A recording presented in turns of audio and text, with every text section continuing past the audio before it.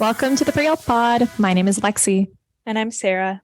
And we're a podcast by students for students who have been through undergrad, are going through the application processes, and are here to meet you wherever you are. We're so excited to be back. Yay. Yeah. Oh my gosh. We missed you guys. 1 week. Oh my God. We had a really good time recording this episode. We spoke a lot about global health, medical anthropology, pediatrics, oncology, MD-PhD programs. Honestly, guys, we talked about so much stuff. I can't believe we managed to fit it into one episode. So buckle this up. is a longer one. But I think you'll really enjoy it. And honestly, I found it to be really inspiring. Definitely. Andres Diaz is amazing. He's just totally fired me up, and you'll listen to this, but he's starting to make me realize maybe I should go into a certain type of specialty. I feel like we should start a movement. As soon as you asked him, you guys won't get this, but as soon as you asked him if he had started a movement yet, I thought to myself, she's going to join his movement, because if there's one thing Lexi loves, it is movements. Movements, profits, change, volunteering. She jumps on all of that. I literally was like, what's the name? The second you said it, I was like, she's brainstorming. She's brainstorming right now. What is our next project? We need a logo. We need a meta description for our website. Hey, I'm the logo girl. Just let me know what color you want. Oh my God. Yeah. So actually, PSA, if you're a pre-health student out there and you want to start a movement or something, email Lexi. Email me. We can make it happen. I'm serious. We've got a lot of resources. She's really serious. At the national pre-health community, and we can help you. Anyway. Yeah, I'm really happy to. But let's jump in real quick and talk about our week or day. I don't know. How are you? What's going on? I know you have your secondaries going on. Fill me in. Where are we at? A lot of emotions, but it's kind of exciting.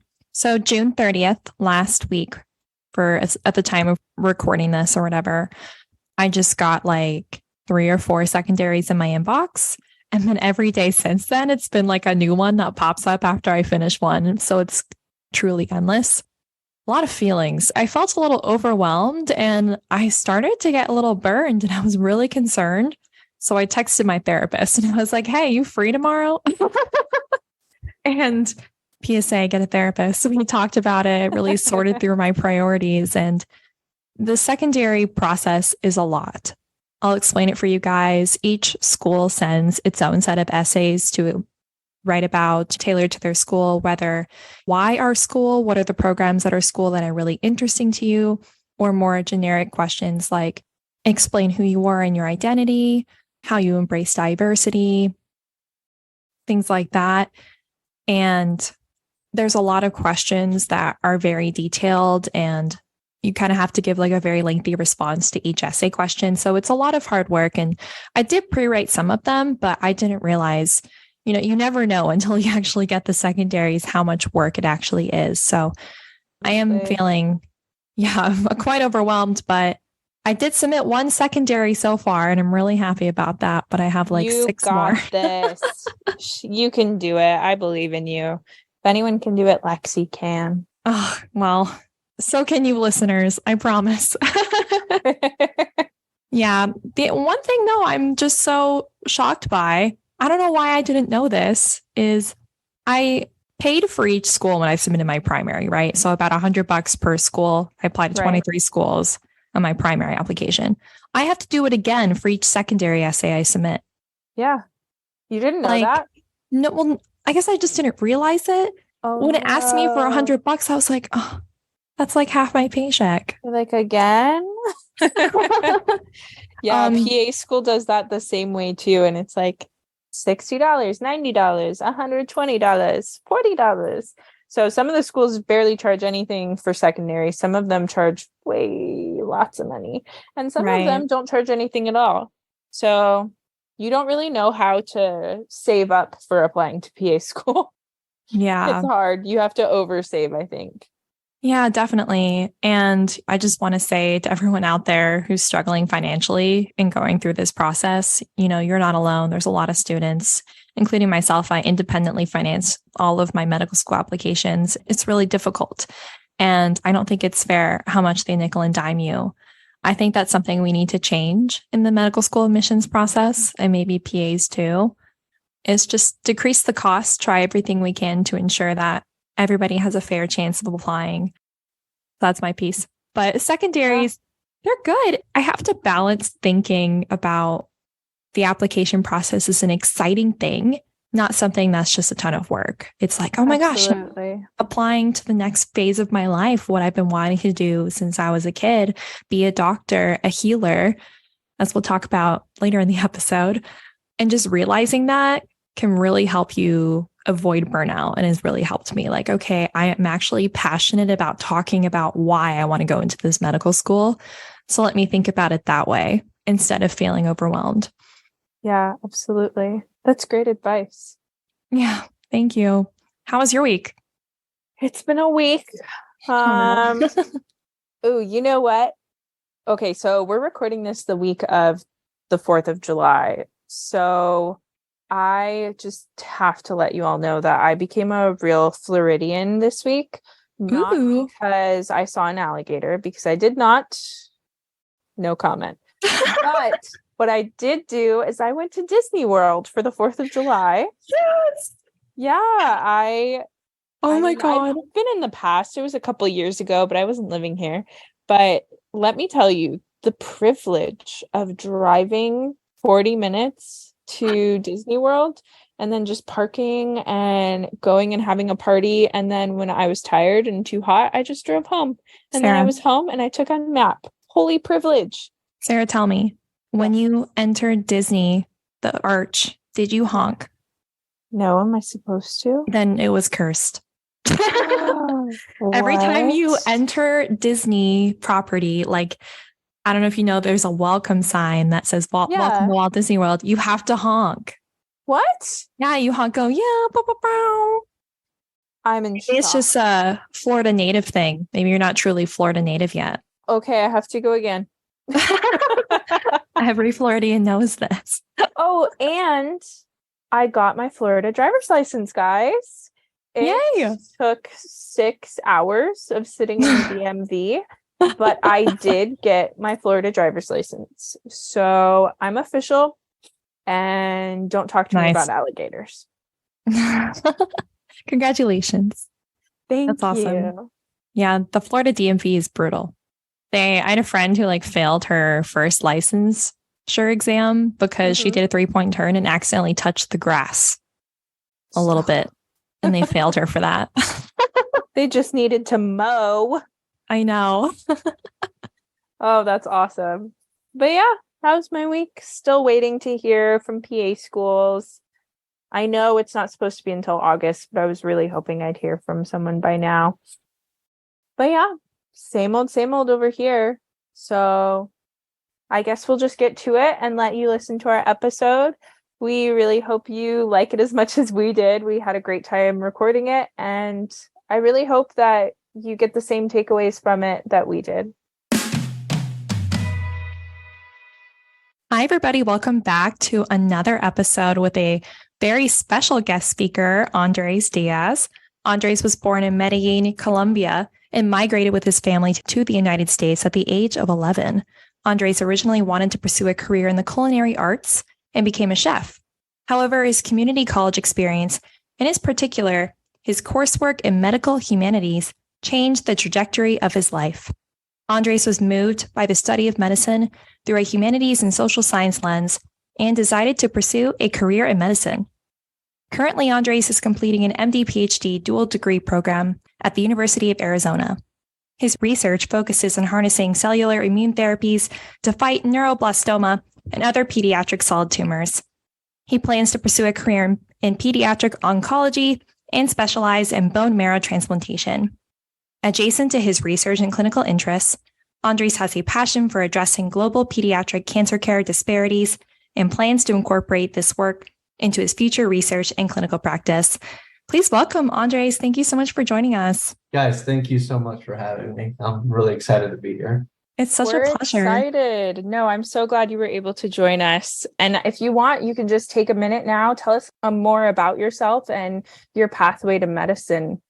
Oh gosh, you get this question in your application cycle all the time, and you're never ready for it. I think you try your best. So, like you mentioned, I'm originally from Colombia. I migrated to the United States when I was 11. Wow. We migrated originally to Miami and then moved to a small little town in Florida called Sarasota. It's very tiny. It's south of Tampa. We call it God's waiting room. There's a lot of snowbirds in Sarasota. After that, I started my education there. At the time, I was here on a green card, so I really didn't have documentation that would allow me to pursue higher education, which is why, as you mentioned, I was interested in becoming a chef. I love Chopped, Iron Chef. I grew up on all of those shows. And I really didn't think I had a shot at going to college because of my legal status. So after graduating, I worked at a restaurant for a couple of years. My legal status was secured, and I was able to apply to colleges. And I ended up going to Valencia Community College in Orlando. Oh my God. Yeah, so I'm from Orlando. I think you're from Orlando too, right? Yeah. Valencia? I took classes at Valencia too. That's hilarious. That's really cool. I owe Valencia a lot because they're the only school that was willing to look the other way and let me in. And I originally wanted to do business so I could own a restaurant. And then I took a medical anthropology, medical humanities class called The Human Form. And that changed everything. And now it was very unexpected. I never thought I could have been a physician. There's really no physicians in my family. But that class really impacted me, and it really kind of set the stage for pursuing medicine. So after taking those classes, I had a terrible GPA, but I transferred to the University of Central Florida. I did a dual major there in biomedical sciences and biotechnology. Wow. I thought the sciences were very cool. But during that time, I did a medical anthropology as well, which is like a big thing I try to push all pre-meds to do if they get a chance. And pre-health students take one medical anthropology or medical sociology class. It puts medicine in a completely different stage. It just gives you a completely different perspective about what medicine is for people, what it represents. I owe a lot of my continued devotion to medicine to my medical anthropology training. Yeah, that's amazing. What is medical anthropology? Like, if you could describe it in a couple sentences. I am glad you asked. Anthropology is the study of humans, how humans interact with humans. It's really just the study of our species. Medical anthropology is a subsection of anthropology. It studies specifically how humans interact with medical knowledge, medical systems, medicine in general. So how do we interact with medicine? It is a social science, but it's very much qualitative by nature. It's very academic. And essentially what you're looking in medical anthropology is really dissecting cultural, societal, economic factors that impact access to medicine, perceptions about medicine, misinformation. I know you guys had an episode not too long ago about misinformation in medicine. Yeah. And then how all of these factors impact how we engage with the medical system and how we are also often disenfranchised by the medical system. It's an amazing, and really the people in the forefront of it are people like Dr. Seth Holmes, Dr. Paul Farmer, may he rest in power, Nancy Shepherd Hughes. These are people who really shaped completely why I'm even in this field. It's a remarkable field, and I really recommend it. At least one class in it. It really will change your perspective on medicine. I agree with you so much. Lexi, I don't know if you took any medical anthropology classes at ASU, but ASU has a whole subdivision dedicated to medical anthropology. They do? Yeah. So when I was doing my undergrad, I realized I really didn't like doing all of the nitty-gritty biology classes. And it wasn't because I don't like science, but it was because I found medical anthropology more interesting. So I found every possible way I could incorporate medical anthropology into my degree path.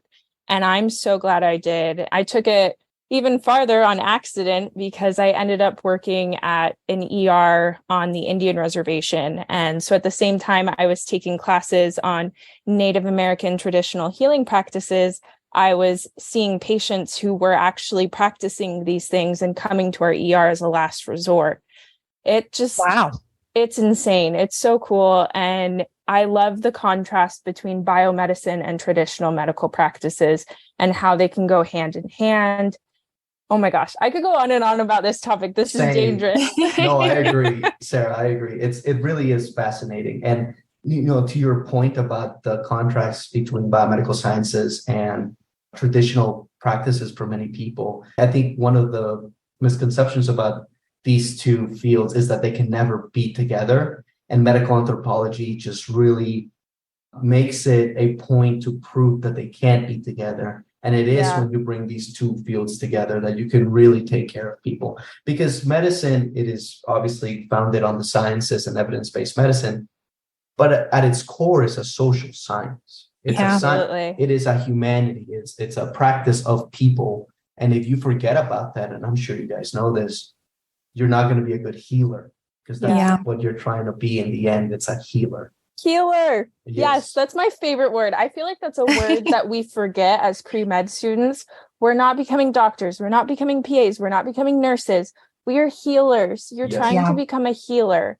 And you can't heal people without understanding all of their cultural diversities and where their like home base is. What do they think about at home, about medicine? And especially with the pandemic coming out of that, with all of the mistrust in the world, I think this is like the most important time to start kind of like forcing people take those medical anthropology classes. It should be, I really think it should be more incorporated into medical school, into PA school.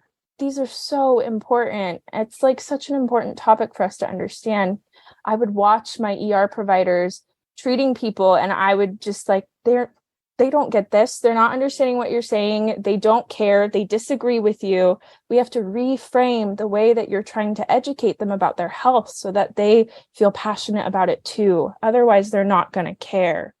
And the other thing that I want to say for our listeners real quick before I forget, a great way of looking at traditional medicine and biomedicine is thinking about a midwife.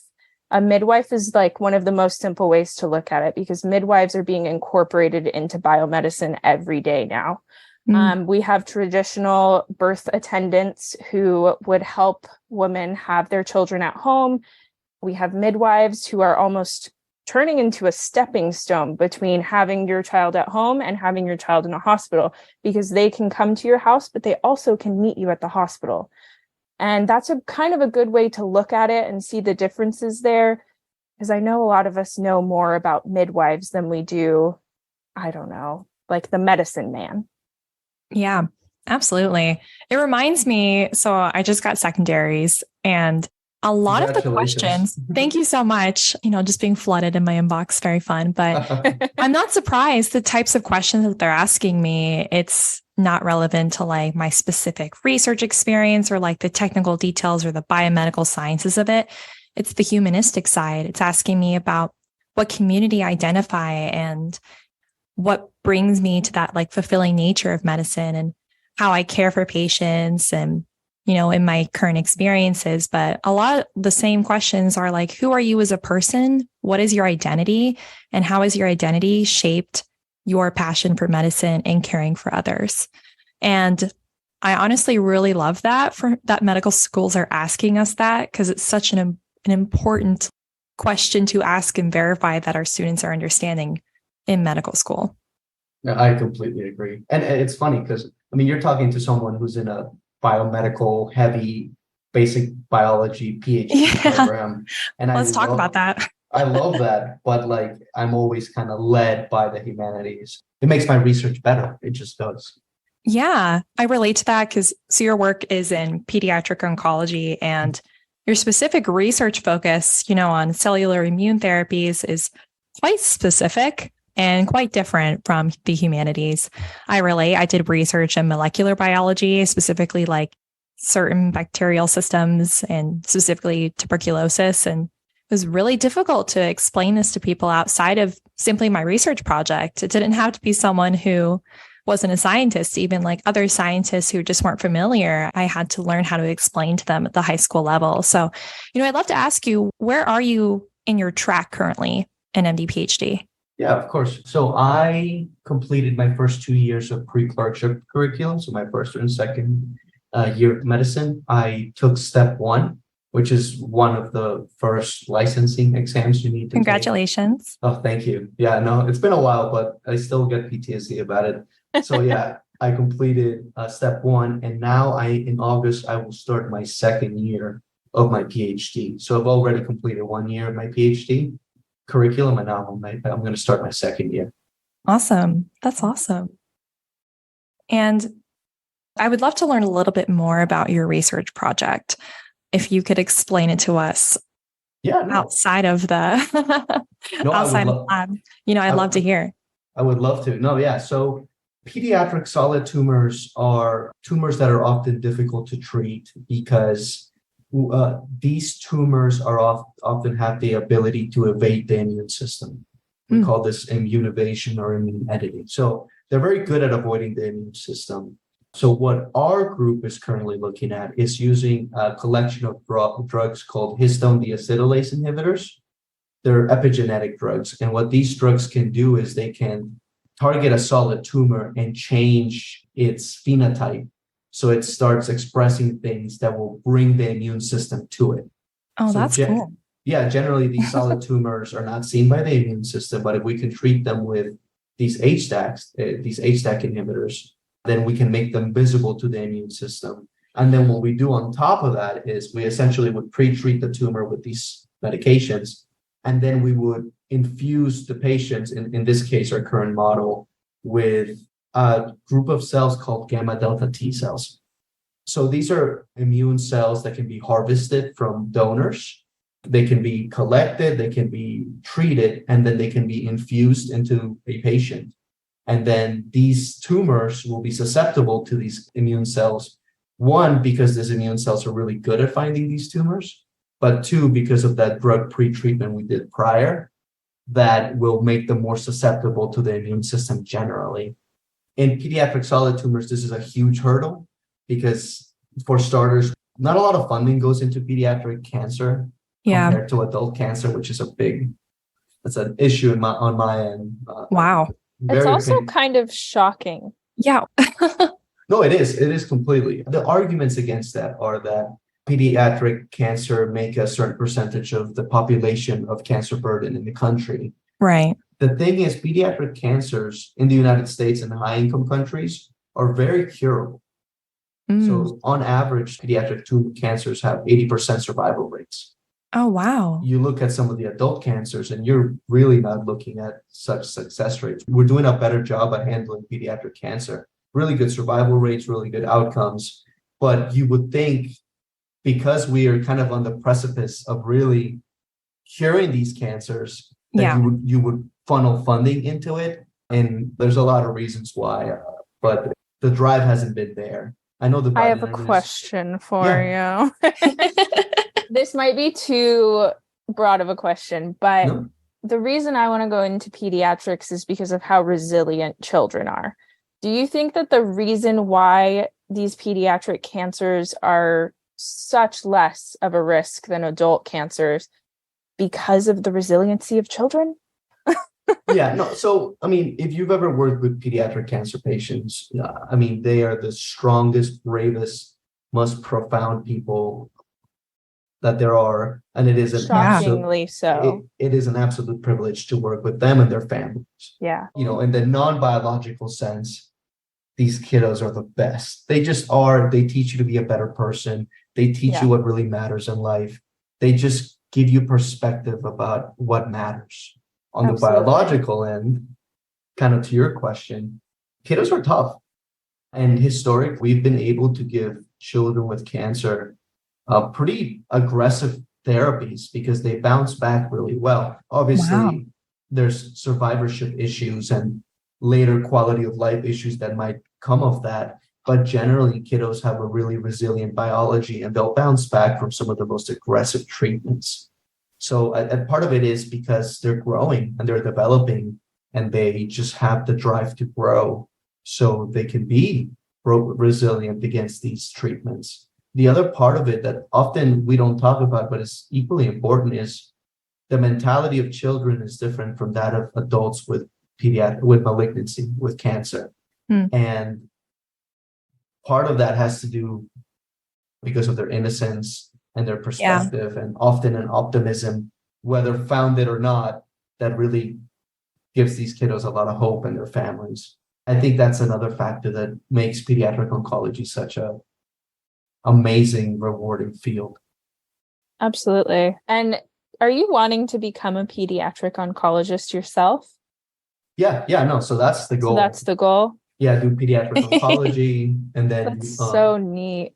do like that's really cool. immunotherapy and bone marrow transplantation. They're the best. Yeah. There's no better field. I'm biased. Everyone's gonna be like, oh, surgery is great. Oh, I love IR, radiology. Pediatric oncology is just the purest form of medicine, in my opinion. No, I agree with you. For the longest time, all I wanted to do was pediatric oncology. It wasn't until I started working in ERs, especially rural ERs, that I was like, oh, I really like rural medicine, and especially rural emergency medicine. But if the ER didn't exist, that's where I would be, especially because the coolest part that drew me to pediatric oncology, besides the kids, was how much you get to incorporate research into your job. Like, it's not just treating patients. You're constantly doing research and finding new ways to treat things. And it's just always innovating and changing. Yeah. For sure. Yeah. That's fascinating. I love that. Lexi's going to do surgery. So Surgery is great. No, don't get me wrong. Surgery is great. I still have that similar passion for research and like cutting edge, innovative new ways to like, scientific. I'm serious. I'm just kidding. I'm messing with you. No, I wanted to ask you, I would love to touch on how you're bringing your work in the lab outside the lab into the community and even globally. We touched on this a little bit before we were on the pod, but I'd love for you to share what you're doing globally. Yeah, for sure. I think kind of to like amend what I told you earlier, Sarah. Yes, I want to do pediatric oncology, but more specifically, I want to do global pediatric oncology, specifically dedicating my career to addressing pediatric cancer global disparities, global health disparities. Wow. Because I mentioned earlier, in high income countries like the United States, the average patient with a pediatric malignancy has an 80% chance of survival. If you go to a lower middle income country, survival rates drop to 20%. You're going from 80% to 20%. That's a failure. Like, we failed. Yeah. Global injustice. Yeah, that's a failure of morality. Like, as a people, we have failed children when that occurs. That failure is compounded by the fact that many of the medications that we use for the majority of pediatric malignancies are generic medicines.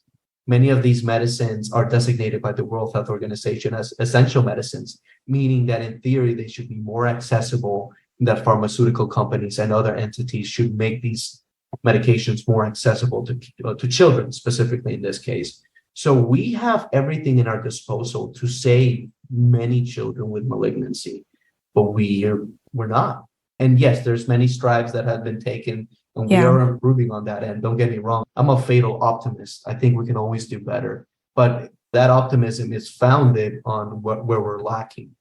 That's the reason I'm on this planet for. Like, I want to help be a part of addressing those disparities, because those children and those communities and those families deserve that.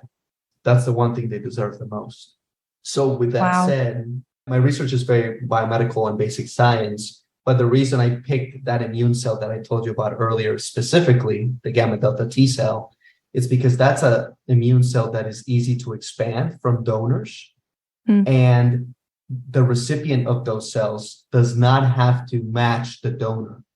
It's not that other types of transplantation where there has to be a match between an immunotyping match between the donor and the recipient, or else there'll be an adverse reaction. With these cells, in theory, and in practice to some extent, anybody can donate these cells to anybody, which means that these cells have a good potential of having a global health applicability and being applicable in low resource settings. So can we take these cells, make them an off-the-shelf product? That's the technical term. Can we transform them into an off-the-shelf product? And then can we make these therapies available to people worldwide? That's what I believe we can do. And a lot of the work that I'm doing is trying to incorporate it into that system. More locally, our lab does a lot of clinical trials with the community and with children. And one trial that we're currently working on is the role of exercise to improve patient outcomes after bone marrow transplants. So Wow. we'll be running around the hospital with the kiddos, like doing exercises and like walking up and down the aisles and the halls, counting their steps and seeing how fast they're walking. And that's one of the projects we're working on, translating the science to the bedside specifically for children. Andres, you're firing me up. Everything you talk about, like the way you talk about it, the passion and fire you have for this, it's like, oh my gosh, now I'm like, really, I care about this. So what can we do? Like, what can I do to make this accessible? Yeah. What is the issue here? Like, is it a money thing? Do we just need more funding to go everywhere so we can get these type of things available worldwide? Or is this more of a like skill thing where we need more skilled doctors in these areas? What is the biggest issue with this? I mean, the reality is that these issues are multifaceted. Yeah. Access to care is a big issue. So if we're talking global, let's just take like global cancer care disparities. Again, I am a graduate student who's very passionate about this. I am not yet an expert, but I have very strong opinions based on what my mentors have hammered down on me and all the medical anthropology stuff. So yeah, access to care is a huge one. The thing about access to care is treating cancer is specialized in many ways. Generating or constructing cancer centers, regional cancer centers in countries that often only have one hospital that treats all the children with cancer would be a step towards increasing access to care. It would also improve one of the second issues with pediatric cancer globally is the late diagnoses. So because there's no access to care, a lot of these kiddos are diagnosed with their malignancy at advanced stage. That is much more difficult to treat. Whereas if they would have been diagnosed a lot earlier, the treatment would have been much more feasible, much less aggressive, and much more successful. So it all compounds. The late access to care equals the late diagnosis. Also, the other thing that there's two things that we often don't think about. Well, I'll start with research. A lot of research doesn't fully represent the populations that are experiencing that disease.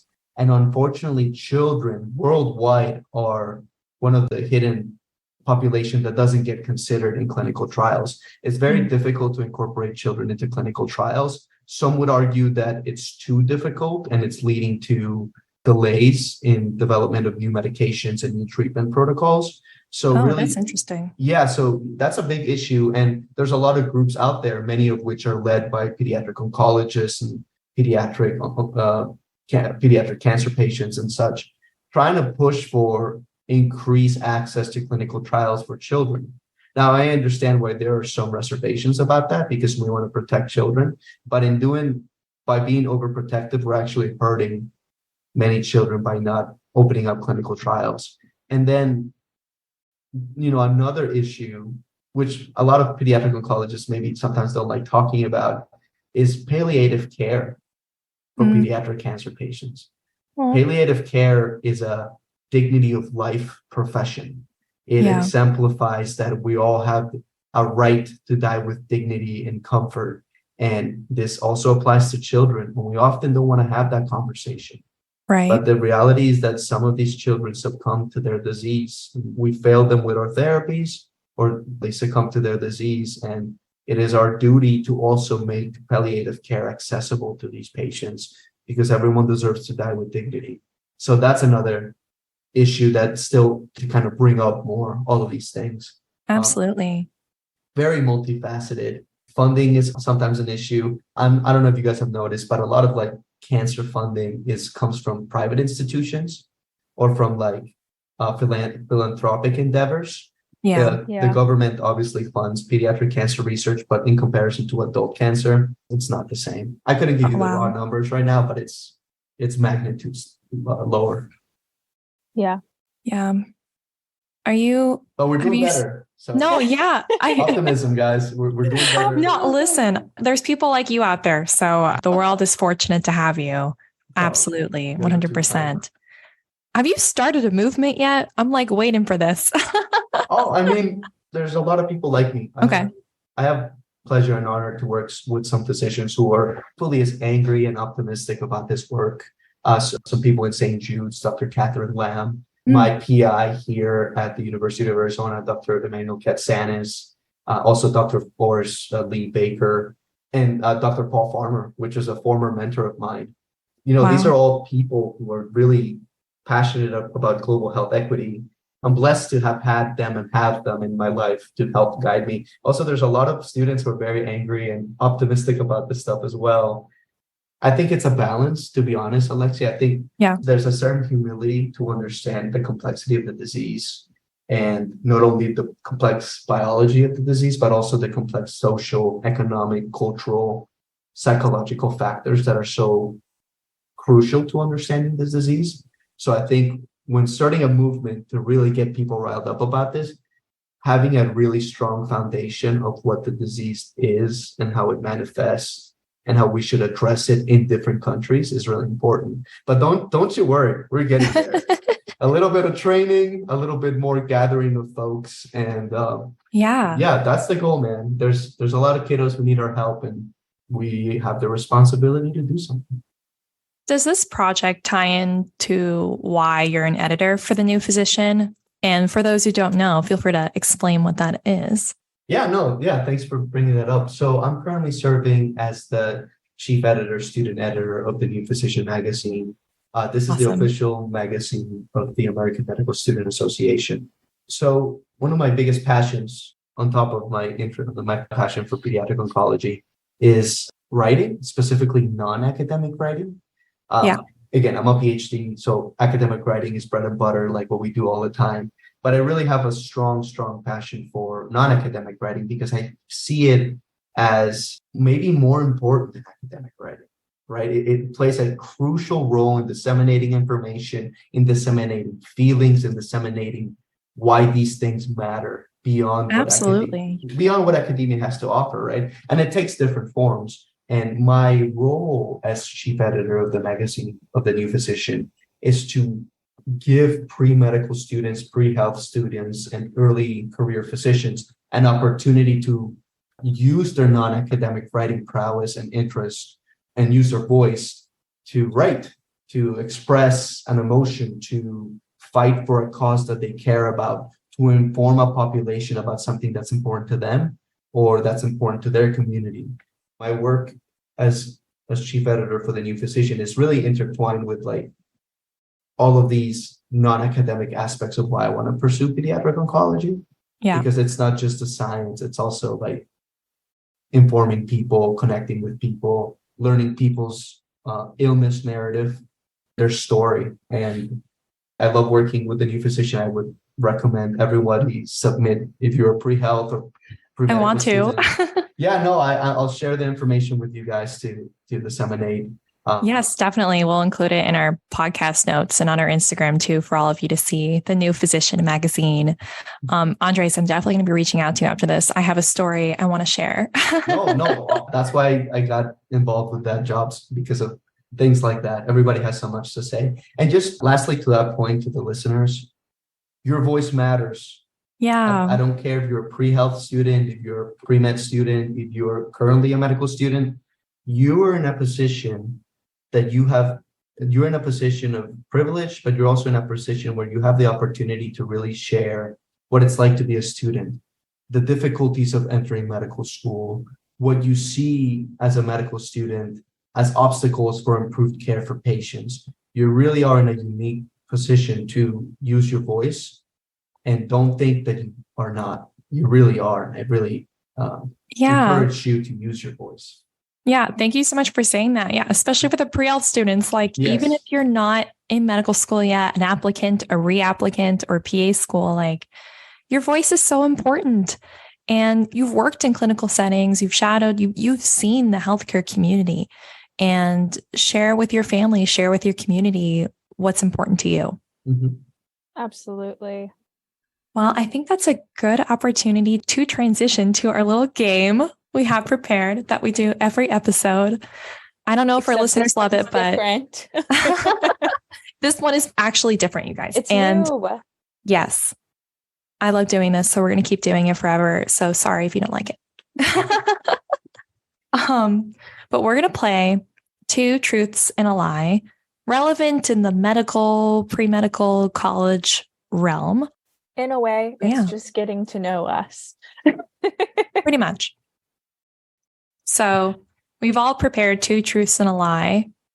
Who should go first? I don't know. I think you should, Lexi. Okay. All right.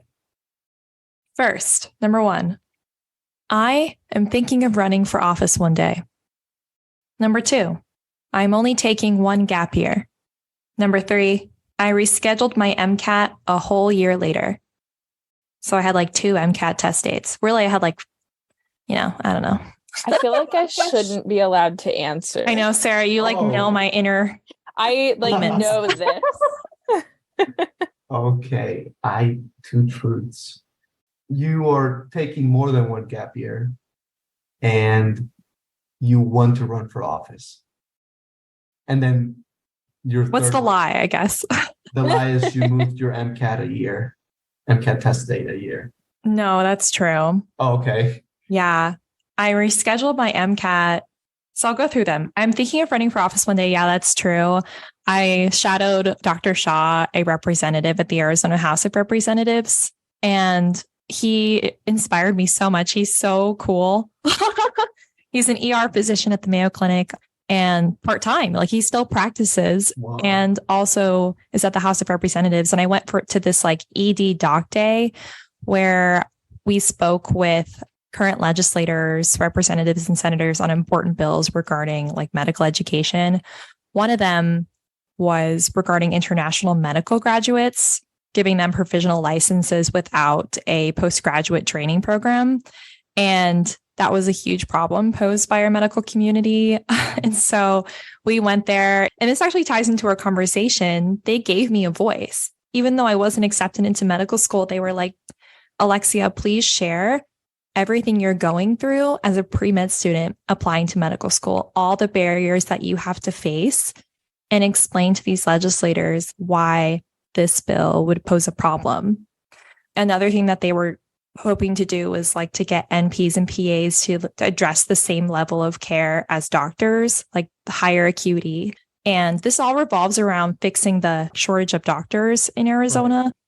But we're not talking about opening residency spots. So we're like, instead of trying to give more NPs and PAs more roles and like more responsibilities and international medical graduates, why don't we fix our current problem in the Arizona community and get more residency spots available? So that's what I was doing there. Sorry to go on a tangent. No. I mean, I'm currently training in Arizona. That's an issue. We need more physicians here.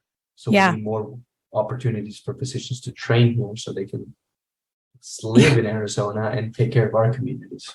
Yeah, instead of like hiring internationally.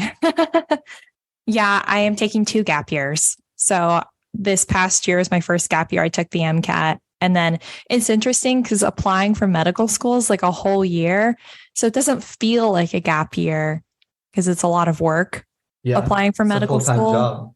Right. On top of my other full-time job. Oh, gosh. And then, I rescheduled my MCAT like several times, one of which was like a whole year later. Oh, no. Best of luck.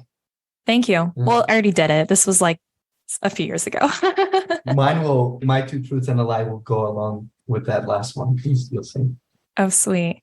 Do you want to go next? No, Sarah, you go first. Okay. Oh, okay. Lex, you might know the answers to these. I don't know. I made them a little tricky. Okay. Ooh.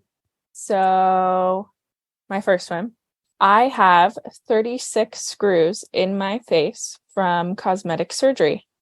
My second one, I broke my wrist in 3 places after dropping a Pioneer wagon on top of it. How many? Sorry? I broke my wrist in 3 places. What? Oh, gosh. And my last one, I have 2 rods in my lower leg from an ATV accident when I was a teenager.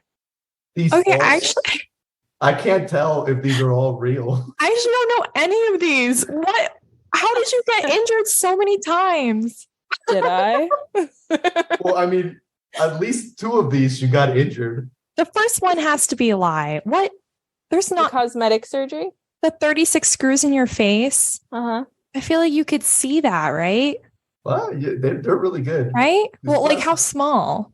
They pretty tiny. Okay, so I think you broke your wrist in 3 spots and you have 2 rods from your injury. And I Okay. don't think you have 36 surgical screws on your face. Yeah. What do you think, Lexi? No, I agree with Andres. You agree? But you're smiling, so I'm You're upset. both wrong. No way. I have 36 screws, 6 plates, and 3 rods in my face from double jaw surgery when I was 17. Oh my gosh. Oh my It is God. technically considered cosmetic surgery. Yeah, no, for sure. Yeah, like I was having issues keeping my airway open, but they still called it cosmetic surgery. So $100,000 later, Cosmetic. we fixed my face. And then the other one Wow. that's true is I broke my wrist in 3 places. I grew up Mormon and they do this thing called trek. You like push a pioneer wagon around. It's a little Mhm. weird. We won't go into it. But I'm gonna Google it. I dropped the wagon base on my arm when we were lifting it onto a trailer to go home, and it just like smashed my wrist, and 3 little breaks, but it's fine now. And I got really lucky. I didn't have to get any surgery. It just kind of fixed itself because I didn't go to a doctor for 3 days because I was on that thing called trek. But we survived. Wow. I don't ride ATVs. My mother wouldn't let us growing up. She says yeah. that ATVs are like the most dangerous thing in the world. So we weren't allowed to ride ATVs. Wear a helmet. Wear a helmet.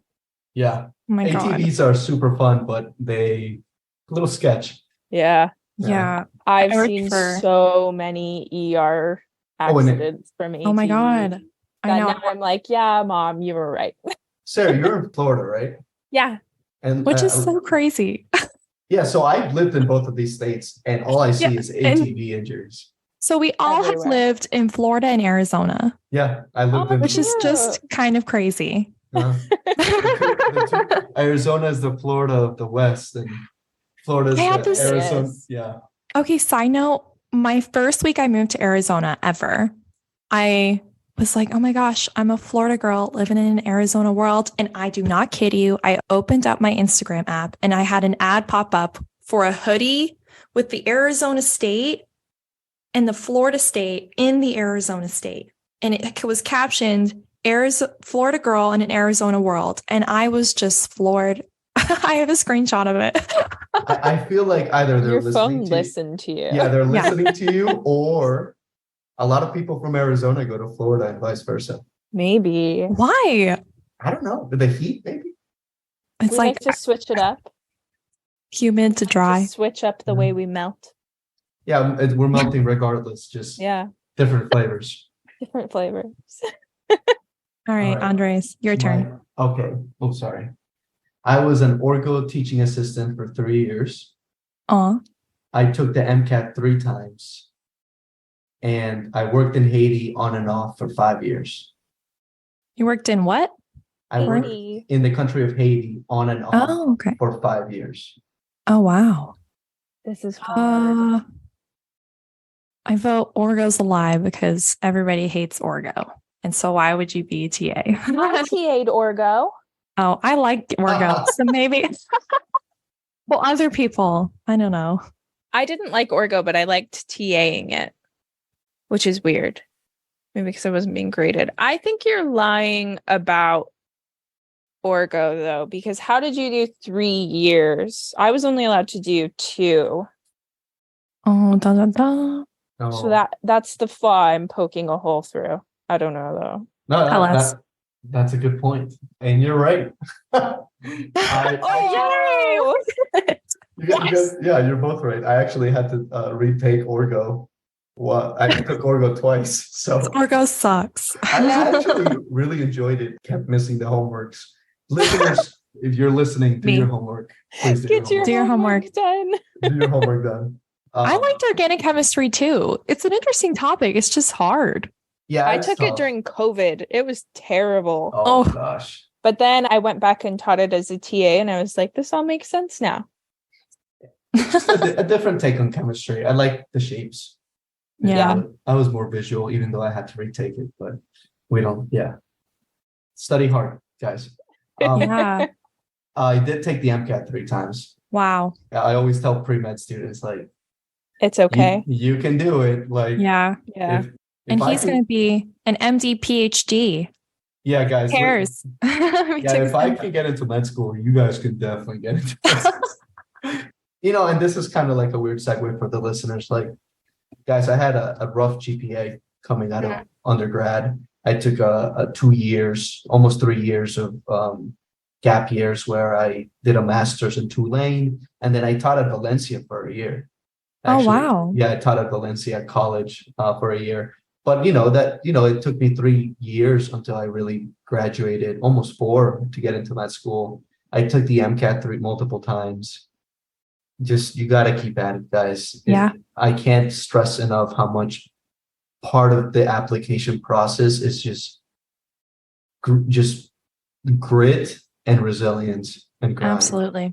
And I know that sounds kind of cheesy, but like, it really is. Even just, and Alexia, you know this, just filling out your secondaries. Like, it's painful. And like Sarah, like submitting application materials, like it's a lot. Yeah. So I really, be kind to yourself and know that it's a marathon. So keep at it, keep your head up, keep your heart strong, keep at it. It's not a sprint. There's be no kind. sprinting here. Be kind to yourself. You have the rest of your life to be a doctor. Exactly. Yeah. But I tell a lot of Or pre-meds, like, what's the difference between being a 30-year-old health professional or a 29-year-old health professional? They're both healthcare professionals. Exactly. Yeah. And be kind to yourself, guys. You'll get there.